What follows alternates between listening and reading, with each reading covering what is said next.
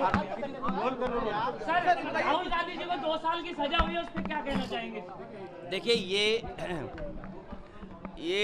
ये बात कोई पहली बार नहीं हुई है।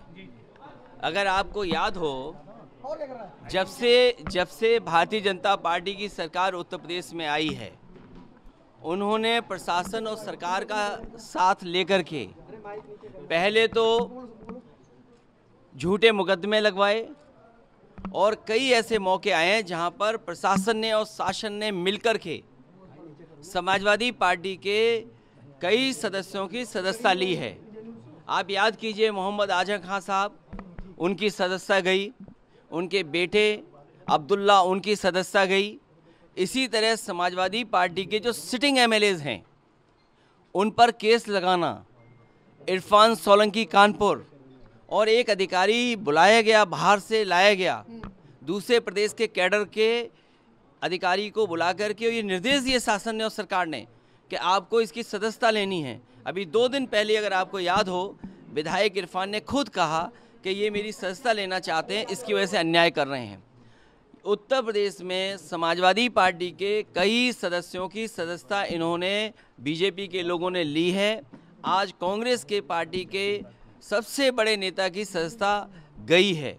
और अगर हम इसी तरह देखेंगे, अगर ऐसे मुकदमे देखेंगे, तो बीजेपी वालों की तो कईयों की सदस्यता नहीं बचेगी। जो भाषा या जिस तरह के उनके स्टेटमेंट्स हैं, अगर उन पर सच्ची कार्रवाई हो जाए तो बहुत सारे भारतीय जनता पार्टी के सदस्यों की भी सदस्यता चली जाएगी। ये जानबूझ करके जो असली मुद्दे हैं, महंगाई, बेरोजगारी और इनके ही मित्र उद्योगपति जिन्होंने पैसा भारत का डुबाया है, उन पर ये बहस नहीं करना चाहते। उनसे ध्यान हटाने के लिए ये कांग्रेस पार्टी के नेता के साथ हुआ है, समाजवादियों के साथ पहले हो चुका है। 2024 के चुनाव को लेकर आप तमाम दलों से मिल रहे हैं, क्या तैयारी है? अच्छा, जब आ गया है तो शिलान्यास होगा। सवाल ये था, अब तो उद्घाटन होना चाहिए था। जिस सरकार को इतने साल काम करने का मौका मिला हो, 10 साल की सरकार हो गई दिल्ली की, यूपी की 7वां बजट अब आया है, तो 7 बजट वो और 10 बजट वो, 17 बजट का हिसाब किताब, वो भी 24 से पहले इस तरह के आयोजन करना केवल वोट के लिए। और जनता ये जानती है कि महंगाई इन्होंने बढ़ाई, बेरोजगारी इन्होंने बढ़ाई, किसान की आय दोगुनी नहीं हुई, लॉ एंड ऑर्डर में इनका फेलियर है, विदेश पैसा लेके भाग गए, बैंक्स ख़त्म हो गई हैं। इनका जवाब है क्या सरकार के पास? बिजली महंगी इनकी सरकार में, सिलेंडर इनकी सरकार में महंगे, क्या जवाब है इनके पास इसका? सर, केशव प्रसाद मौर्य जी ने कहा कि अखिलेश यादव मेरी हत्या करवा सकते हैं। देखिए, हम समाजवादी लोग किसी की हत्या नहीं कराते हैं। भारतीय जनता पार्टी ने संविधान की हत्या करने की शुरुआत कर दी है। और जहाँ तक हमारे जो डिप्टी सीएम हैं, डिप्टी सीएम को कोई मरवाने वाला नहीं है। उनका झगड़ा तो मुख्यमंत्री जी से है। अगर उनको जान का खतरा हो, कुर्सी का खतरा हो, तो वो किससे है? मुख्यमंत्री जी से, हम लोगों से नहीं है। हम तो उन्हें कुछ दे सकते हैं, समर्थन दे सकते हैं, सहयोग दे सकते हैं। अरे हम लोग उनसे बहुत प्रेम करते हैं, बहुत प्यार करते हैं, वो जानते ही नहीं इस बात को। सर, वो कह रहे हैं कि हम अखिलेश जी को सम्मानजनक शब्द से कहते हैं और वो हमें जहरीले शब्दों का इस्तेमाल। कभी जहरीला शब्द इस्तेमाल किया हो तो बताइए, क्या जहरीला लगता है उन्हें? मैंने कोई जहरीले शब्द से उन्हें कहा हो तो बताओ। हम तो यही कहते हैं कि उनको सम्मान मिले। हम सब लोग उनको बहुत प्यार करते हैं और इतना प्यार करते हैं 100 विधायक वहाँ से ले आए वापस इधर।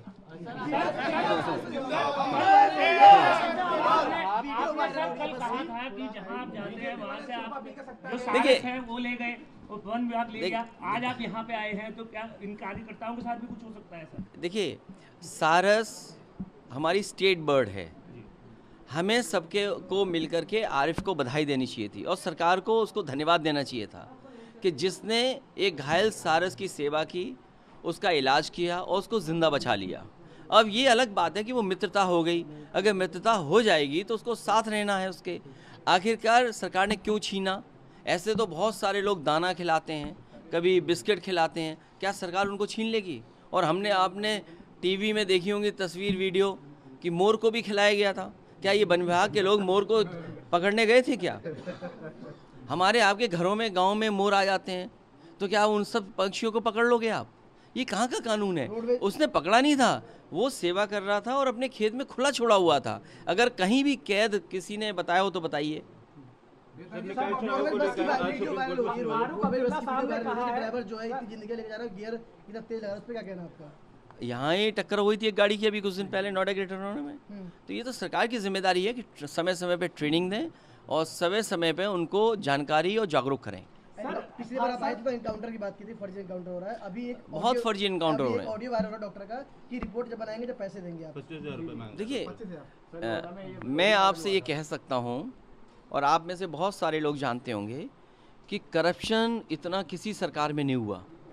बीजेपी की सरकार में भ्रष्टाचार का हर रिकॉर्ड टूटा है और ये फेक इनकाउंटर की खबर आना पहली बार नहीं हुई है। याद कीजिए आगरा में एक बार पुलिस के लोग तय कर रहे थे कहाँ पर गोली मारने में कितना पैसा वसूला जाएगा और इसी शहर में यहीं पर याद कीजिए सबसे पहला फेक इनकाउंटर एक हुआ था सुमित गुजर का हुआ, जिसकी बगल के ज़िले में थी सुमित गुजर की। उसके बाद एक सुमित यादव का यहाँ हुआ जिसको आज भी जितेंद्र यादव जो अभी भी नहीं चल पा रहा है। तो क्या ये जानकारी में नहीं है? जब कभी भी जांच होगी सुमित गुजर के केस की, जब कभी जांच होगी यहाँ पर जो एक ट्रेनर था जिम में उसकी, बहुत सारे अधिकारी लोग जेल जाएंगे। सर पहले जब आपकी सरकार थी आप कभी गौतम बुद्ध नगर नहीं आए, मगर अब जब सरकार नहीं है पिछली नहीं होगा, मैं तो कई बार आया था। नहीं सरकार के समय में नहीं आए सर कभी गौतम बुद्ध नगर। देखिए यहाँ पर मुख्यमंत्री को रहने की कोई जगह नहीं थी, जब तक जगह बनाई तब तक सरकार चली गई। सर मगर गौतम बुद्ध यूनिवर्सिटी थी उस समय। नहीं गौतम बुद्ध नहीं, मुख्यमंत्री के रहने के लिए उसके लिए न कोई निवास था, न कार्यालय था, न कोई अच्छा गेस्ट हाउस था जी। तो मुझे याद है उसी समय एक गेस्ट हाउस को बनाया गया था। जब तक बनकर के तैयार हुआ हमारी सरकार चली गई, अब उसको देख भी नहीं सकते, उसको तो बर्बाद कर दिया सरकार। सर फारूक अब्दुल्ला साहब ने कहा है राम सिर्फ हिंदुओं के नहीं, जो लोग ये कहते फिर रहे हैं कि राम सिर्फ लाइट बंद कर लेते भाई, वो राम से प्यार नहीं करते, सत्ता से प्यार करते हैं। भगवान की कोई सीमा नहीं है, कोई बांध नहीं सकता है। हम किसी भगवान को मानना चाहे कैसे आप रोक लोगे? हमारे तो इतने देवी देवता है, तो हम तो जिसको चाहेंगे उसको मानेंगे, कोई पाबंदी नहीं लगा सकता कि आप इसी भगवान को मानेंगे। निकाय चुनाव ओबीसी आरक्षण को लेकर सुप्रीम कोर्ट में सुनवाई है। आरक्षण मुझे उम्मीद है कि सुप्रीम कोर्ट से न्याय मिलेगा। ठीक है